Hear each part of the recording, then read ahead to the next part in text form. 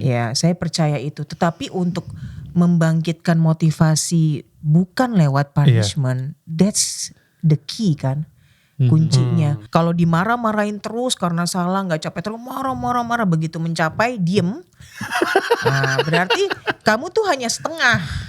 Saya bukan bilang nggak boleh marah loh. Iya. Yes. Saya pernah marah. Ya. Setuju Mbak. Boleh tanya Mas Hanifan di sini.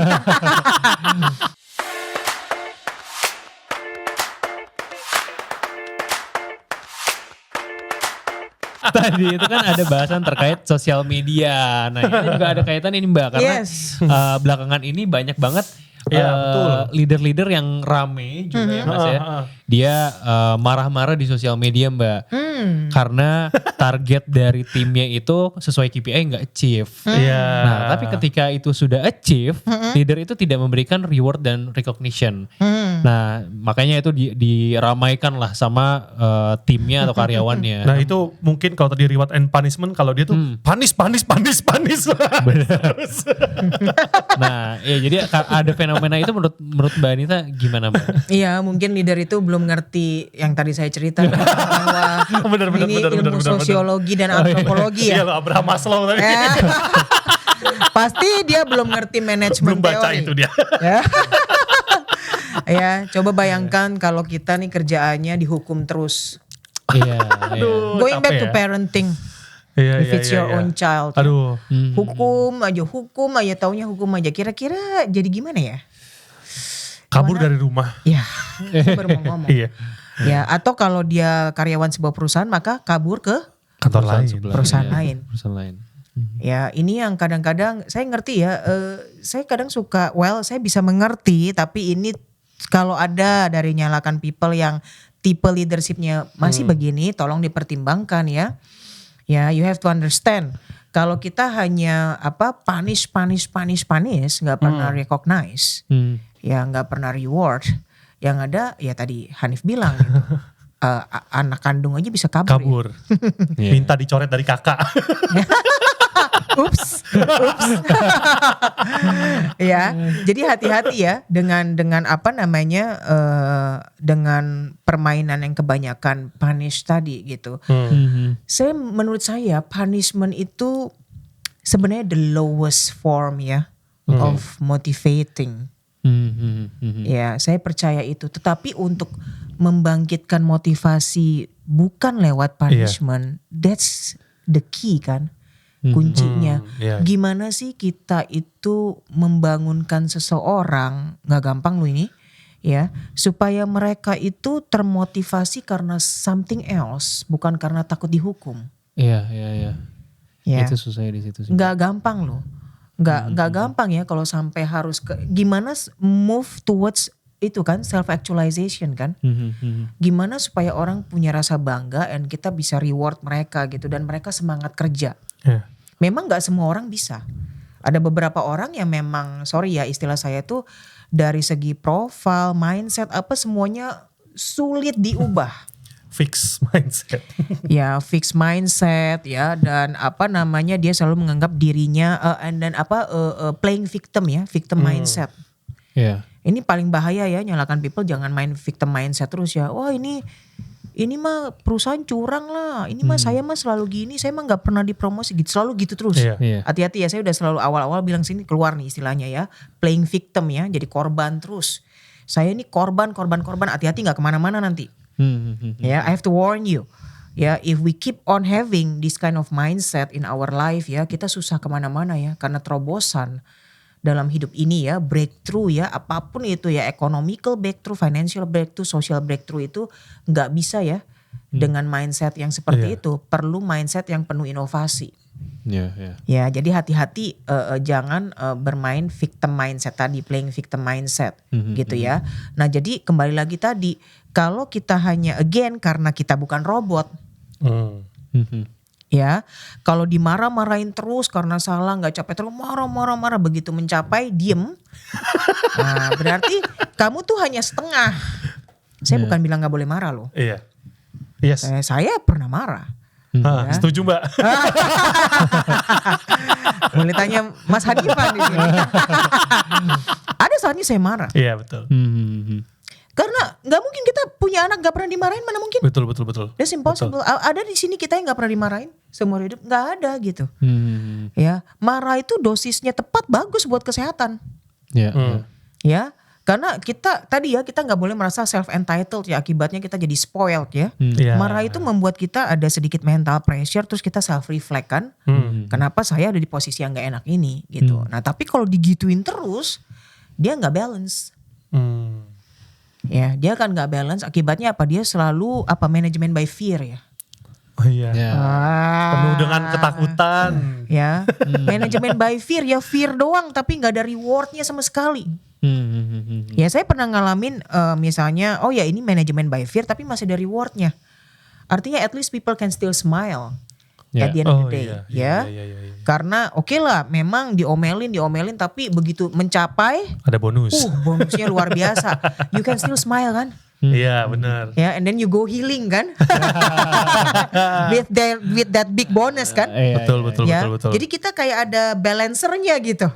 Nah, tetapi kalau kita cuman kita panis doang, tadi ya sebelah doang ya, dia nggak ada balancer. Lama-lama jebol. Jebol, pasti dia either dia revolt, ngerti revolt gak? Memberontak.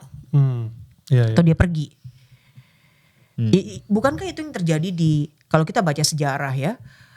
Banyak sekali nih. Kenapa sih dulu banyak sekali kerajaan-kerajaan misalnya yang terjadi revolt ya, kudeta besar-besaran gitu terhadap pemerintahnya adalah karena ini. Karena mereka udah nggak dikasih apa-apa, suruh kerja terus, kalau nggak menepati dihukum. Nggak ada reward, nggak ada reward. It's only a matter of time ya. Ini akan blow up. Ya hati-hati nih kita semua ya yang ada di leadership position, we have to very careful ya. Kalau kita hanya mainkan punishment and management by fear titik ya, someday kan banyak di film-film ya, someday dia akan meledak. Saya istilahnya tadi revolt, terjadilah revolusi. Ya revolting, ya either they will revolt you ya kan, or they will leave you. Isn't it? Bukan itu yang kita mau capai kan? Kita kan maunya gini, saya jadi pemimpin, saya punya tim, sama-sama maju dan sejahtera dong. Yes, kapasitas saya sebagai pemimpin mungkin burden saya lebih besar, tanggung jawab saya lebih besar, saya mungkin juga rewarded more, but you will also be rewarded as part of this work. Iya kan? And then we are happy together gitu. Ya, dan buat leaders ya, tolong jangan curi kredit timnya ya. Ini nih banyak terjadi di kota-kota besar. Iya nih, yang ngeselin nih begini tuh. Ya, itu berarti nyalakan people masih ada yang insecure ya. Gitu loh. Kalau misalnya you want to look good in the higher bosses lagi, and then you steal ya your team's work gitu tanpa recognize mereka. Ya. Then you have to self reflect. Why do you act that way? Berarti insecure nih. Kenapa insecure-nya? Harus cari tahu.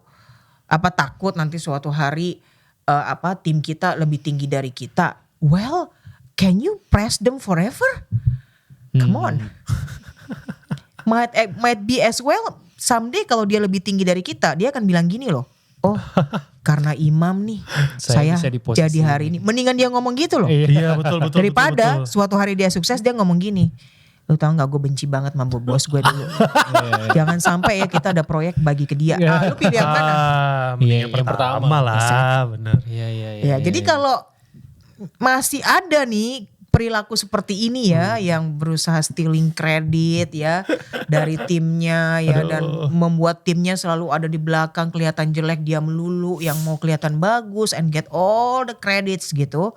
You have to really self reflect, why do you act that way? Apa sih akar permasalahannya? Dan be careful ya. Be careful, saya udah kasih 2 contoh, tinggal pilih. You wanna build a healthy ecosystem ya with you and your subordinates yang someday akan jadi temenmu.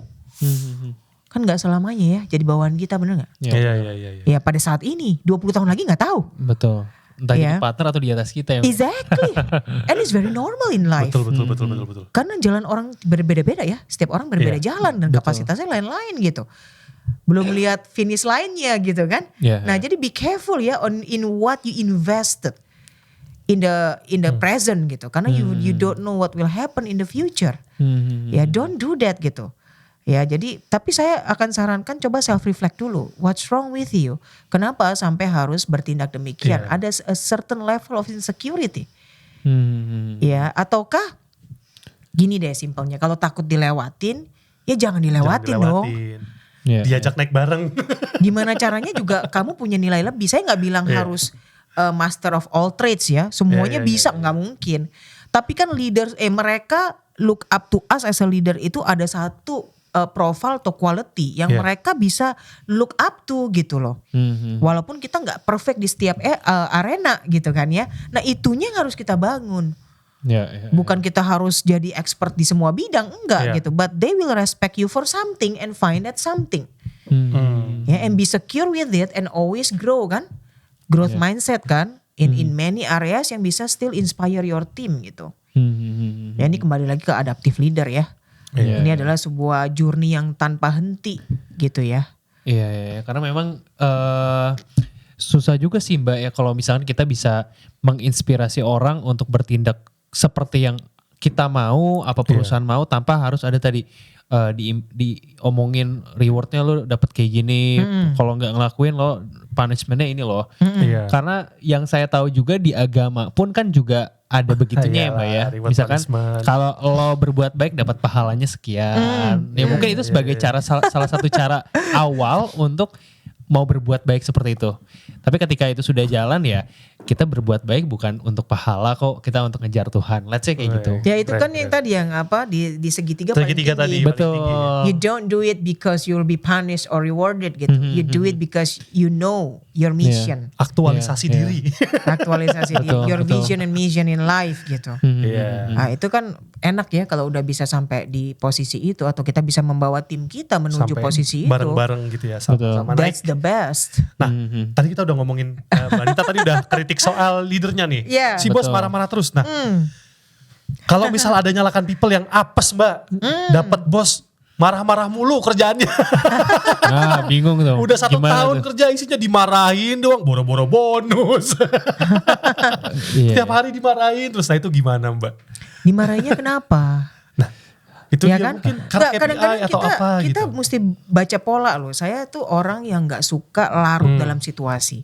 In every moment you need to observe. Iya. Ya, semuanya itu harus dilakukan dengan sadar. Ya. Saya dimarahin hari ini kenapa ya? Kalau perlu catat, tanggal sekian saya dimarahin karena hal ini. Lihat lagi besok karena apa? Ya, dan apakah mungkin kita juga misalnya setelah mempelajari pola ini di mana ya kita bisa improve dan set expectation sama bos kita atau line manager kita. Iya. Gitu. Bisa nggak kayak gini? Nah, kan jarang orang melakukan itu kalau udah dimarahin ya udah gitu. Yang ada kita ngomel-ngomel di belakang kan, kita benci sama bos kita gitu. Tapi selesai. Kita nggak do much ya about that situation.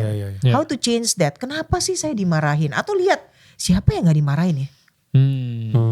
Saya tuh suka perhatiin ya, siapa ya yang gak kena omel gitu. Kenapa dia gak kena omel?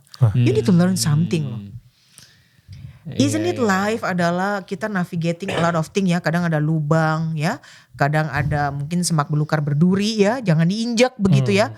Kadang ada binatang buas, kita mesti pintar-pintar dong. Iya. Ih kok dia bisa ya gak masuk lubang ya. Iya. Iya kok dia gak masuk lubang selalu ya. Yang lain masuk gitu. Pasti kena keramas, dia enggak. Kenapa? Apa sih yang dia lakukan itu sampai dia gak kena? Nah kita harus belajar gitu. Jangan pasrah ya. Dan coba anggap ini ajang belajar. Saya kasih tahu nyalakan people ya. Kalau kita sering diomelin dan kita observe, kita improve, akhirnya kita gak diomelin lagi. You got it. Check. You learn something new. See? Aha. Gue bisa menaklukkan bos gue. Iya. Gitu. Because apa? Karena kita intentionally, deliberately learn and change our situation. Tes A gini, bos masih marah gak ya? Lihat lagi siapa lagi yang gak diomelin ya? Pelajarin gitu. Gerak-gerik mereka setiap hari interaksi dengan bos gimana. What do they say? What do they do? Ya, bukan sekedar itu mah ribet banget. Enggak, kita belajar. Kita belajar karena sekali lagi ya teman-teman semua, sometimes or most of the time kita nggak bisa pilih bos kita loh. Iya betul. Benar. Benar nggak? So you need to deal with it. Iya. Ya, dan kalau memang ya we can easily say emang gue pikirin gue resign aja. Yes, but someday kan ketemu lagi. Model yang kayak begini. Iya. Kalau ketemu lagi gimana? Skill kita dalam menanganinya udah bisa lebih better belum? Saya nggak bilang ini gampang ya. Oh iya. Oh nggak mudah. The kind of stress ya. You need to maintain your positive thinking every day loh. Bahwa hari ini walaupun nanti gue diomelin, gue akan belajar sesuatu. Emangnya gampang mikir gitu? Dan kita udah deg-degan, betul nggak? Udah siap-siap diteriakin segala macem. Kita mesti perhatiin gitu. Kenapa sih saya diomelin? Siapa yang kagak diomelin? Dan kenapa demikian? Apa yang bisa saya lakukan? Dan coba terus sampai suatu saat nih kalau berhasil, saya ingetin lagi ya. Bahkan dia dari ngomelin jadi muji. Lihat tuh sekarang Imam atau Hani gini.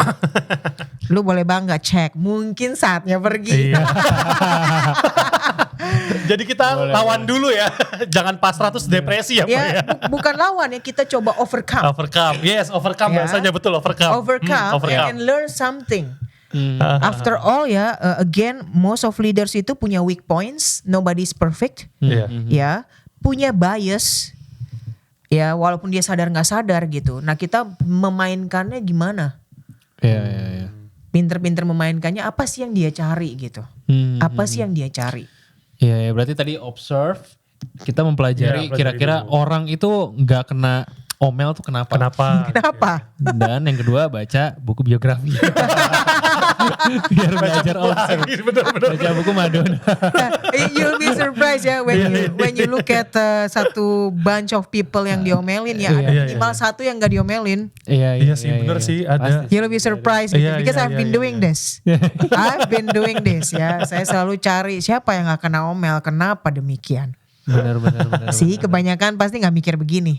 Enggak sih Bang. Ya langsung dibawa ke hati kan. Betul. Ini bosnya nyebelin, habis itu gibah di belakang. Iya. Gosip. Aduh. Gitu kan. Dan marah-marah segala macam, but then you miss the point of learning. Iya. Iya, setuju sih Mbak.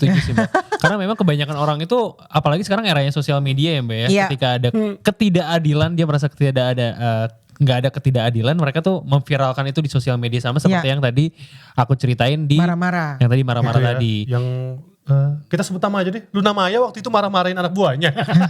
Iya, padahal mungkin nggak. Padahal gak setiap hari Nggak mungkin. setiap hari mungkin ya. Dan mungkin itu memang salahnya si karyawan Iya, tersebut. lagi ada sesuatu yang dikerjakan dan tidak berhasil mungkin ya. Tapi karena anak zaman sekarang tuh tangannya suka sinkron banget sama HP. Jadi kalau ada kejadian apa langsung direkam Betul. aja. Padahal itu sesuatu hal yang nggak harusnya direkam Iya, dan harus disebarluaskan. direkam gitu. Ya hati-hati ya, karena kadang-kadang kita ngerekam sesuatu di organisasi company kita sendiri, kita ngejatuhin Iya. company kita sendiri.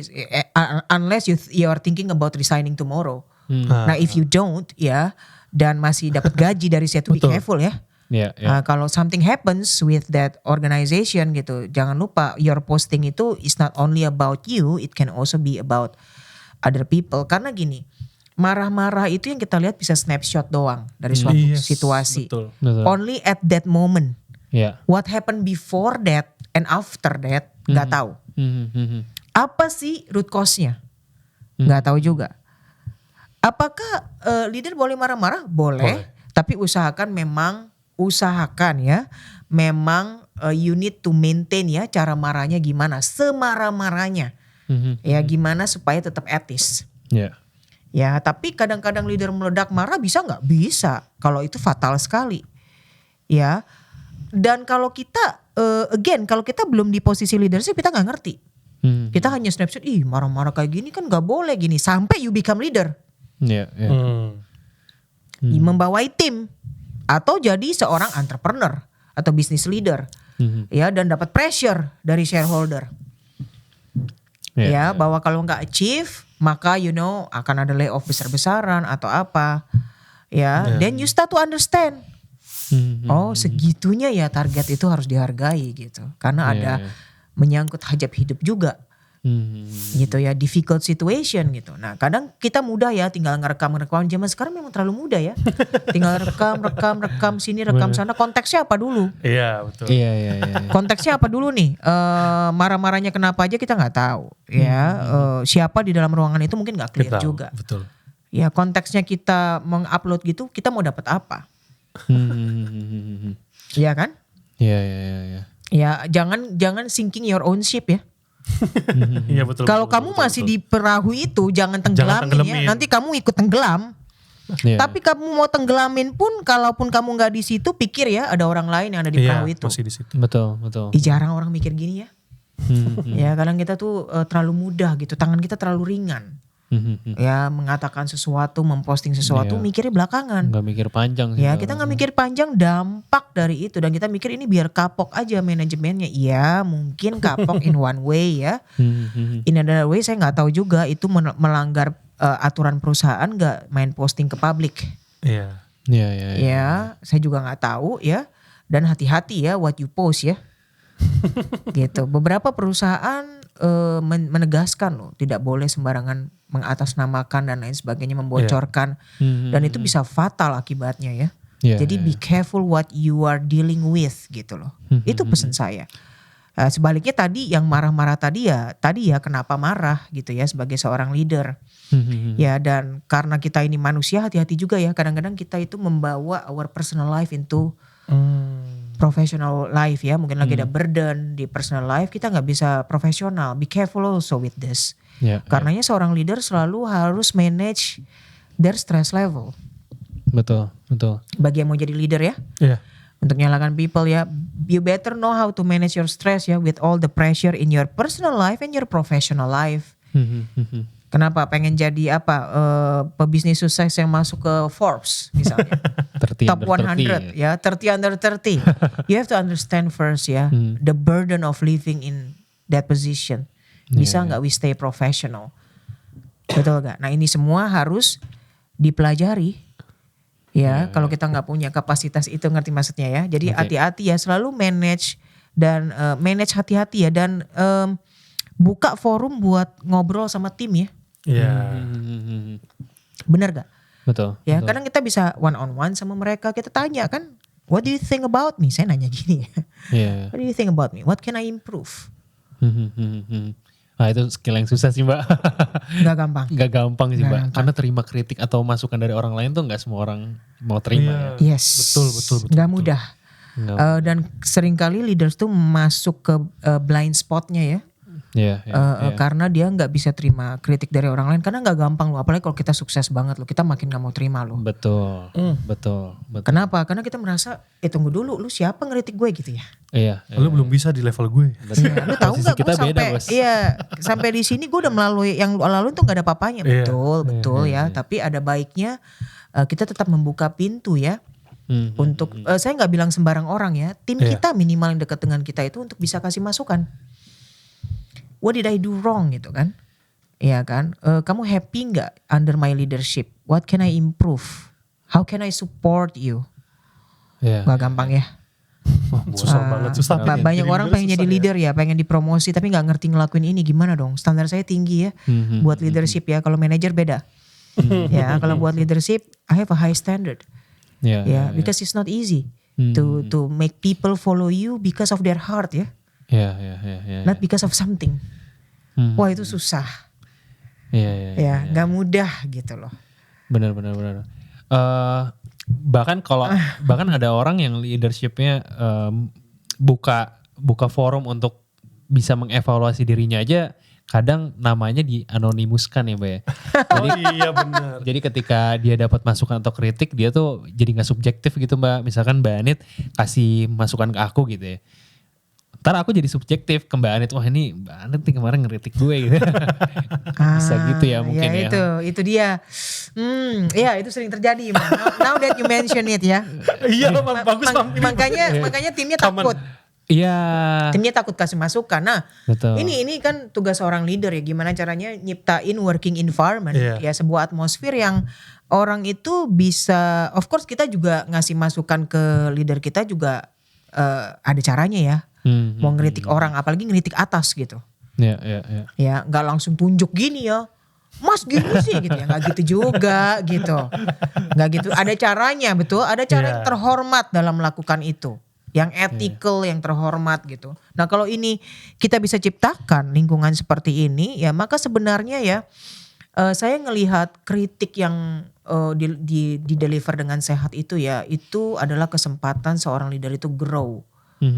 Ya kadang kita nggak tahu lagi loh apa yang kita lakukan ya sehari-hari sampai ada yang ngomong. Ya kalau saya boleh kasih masukan, Mbak Anit misalnya gitu ya. Main itu kan kemarin gini gitu ya. Itu ada yang gini sih. Itu kita tuh ada opportunity for growth tuh. Kita ada komen gitu. Kita mulai self reflect lagi. Kenapa begitu ya? Pertanyaan kenapa begitu ya itu very powerful. Kenapa orang berespon begini? Kenapa ya? Kenapa ya? Terus kita akan mulai flashback. What did I say? What did I do? Ya, what can I do better? Ya, saya selalu ngeliatin nih, terutama pemimpin-pemimpin yang kalau lagi tegas, sadis gitu ya. Tapi abis itu dicintai orang, saya pasti liatin. Ada banyak di market ya. Ya, saya suka liatin gitu. Kok bisa ya kayak gitu. Padahal kadang-kadang keputusannya kejam banget loh. Gitu. Kalau lagi marah ya, gitu. Tapi habis itu tetap mendapatkan respect ya dan orang benar-benar inspired gitu. Saya pelajarin. Ya, kita harus belajar gitu. Kok bisa? Ya, karena nggak mungkin kita cuma jadi baik-baikin doang gitu atau marah-marahin doang nggak bisa. Ya harus bisa mainkan dua-duanya. Ya. Mungkin dengan disclaimer tadi leadernya jangan langsung defensif atau menjawab kali ya Mbak. Misalkan Mbak Anit maaf tadi Mbak Anit tuh begini. Oh enggak Imam. Saya tuh begini karena ada alasan ini. Mungkin didengar dulu, tampung dulu kali ya. Jangan langsung defensif atau menjawab mungkin. Iya ditampung dulu. Mungkin ditanya maksudnya kenapa. Apa yang kamu lihat atau rasakan. Misalnya seperti itu ya. Seperti itu ya. Saya bocorin dikit ya. Saya pernah punya tim yang saya kebanyakan laki-lakinya ya. Karena saya di dunia teknologi gitu. Ya saya pernah punya tim yang memang laki semua gitu ya. Waktu saya nanya apa nih yang bisa diimprove. Mereka bilang begitu. Boleh gak Bu Anita kalau terhadap yang satu ini. Kan saya tailor ya. Customize my approach gitu. Tiap orang beda-beda. Boleh gak jangan diulang-ulang. Pedih juga ya. Ya boleh gak kalau kasih instruksi jangan diulang-ulang karena mungkin dia orangnya praktikal. Ya, dan introvert. Tipikal yang gitu. Iya dan cowok gitu ya. Dia merasa kayak annoyed gitu. Ini tim Mbak Anita ke Mbak Anit. Iya ngomong begitu. Oke. Boleh nggak jangan diulang-ulang gitu. Terus saya mikir. Enggak saya nggak langsung ini. Saya mikirin dulu. Oke. Terus saya mikir kalau jadi dia gitu ya, yang jiwanya praktikal gitu ya, yang misalnya udah sekali dua kali ngomong nangkep gitu ya, terus diulang-ulang terus, iya gue juga bakal annoyed sih. Kalau gue jadi dia gitu. I see. Kadang kita nggak sadar, karena gini, kadang kita itu ada kebiasaan, mungkin yang satu ini memang mesti diulang 5 kali, baru ngerti, ya kan? Itu kebawa sama yang lain. Kompleks ya leadership ya. Lu mesti customize gitu loh. Kita kebawa kan misalnya majority 80% yang 5 kali. Yang 20% tidak perlu.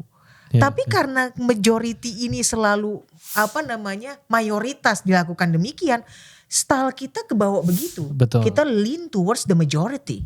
We are human. And then we apply the same approach kepada yang 20%.